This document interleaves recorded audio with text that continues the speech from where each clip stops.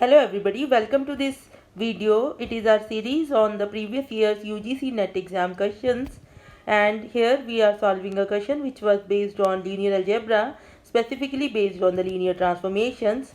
So let us look at the statement, and this question was there in June 2015 and it was of 3 marks. So this question was there in June 2015, 3 marks. Let us look at the statement. So statement says let V be the space of twice differentiable functions, right? So you have a space of twice differentiable functions that satisfy this condition f double dash minus 2f dash plus f is equal to 0. So you have your space, let me write on the solution here. So you have V as space of all those functions, space of all those twice differentiable functions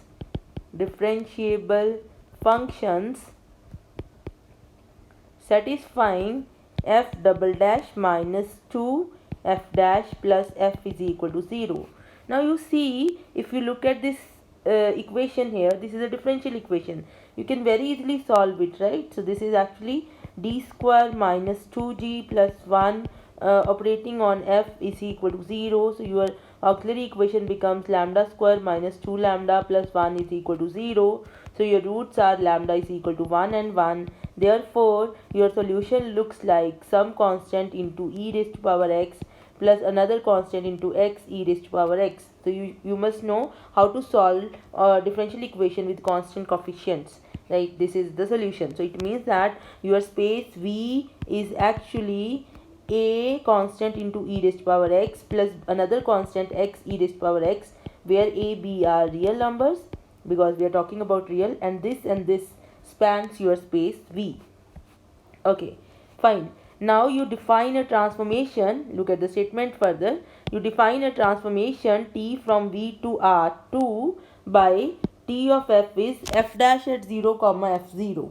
Then it is asked that what is the property of T, whether T is 1 1 or on to both, 1 1 but not on to, not 1 1 but on to, neither 1 1 nor on to. So you have to choose the correct statement.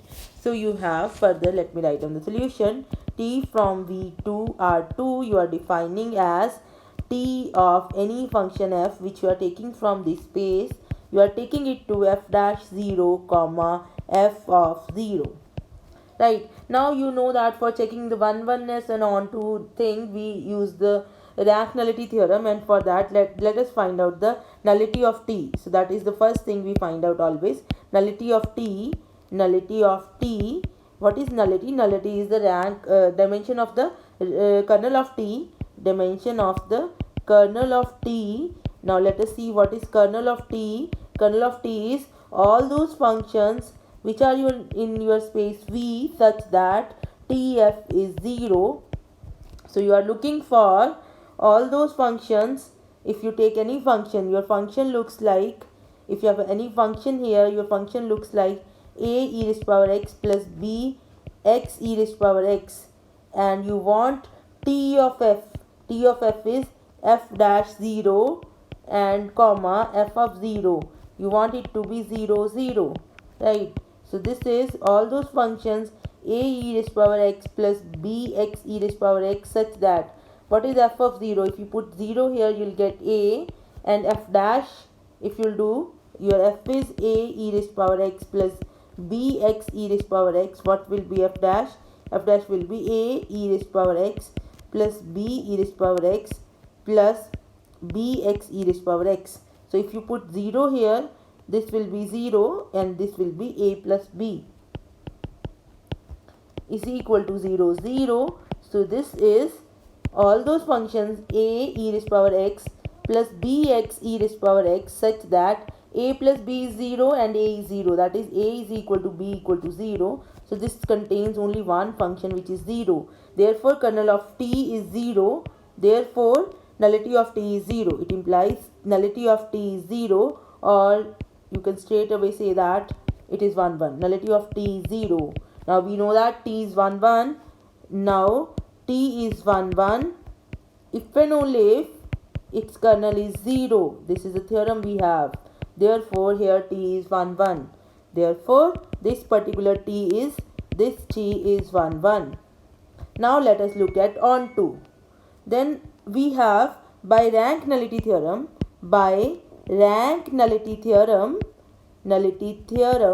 we have nullity of T plus rank of T is equal to dimension of domain space.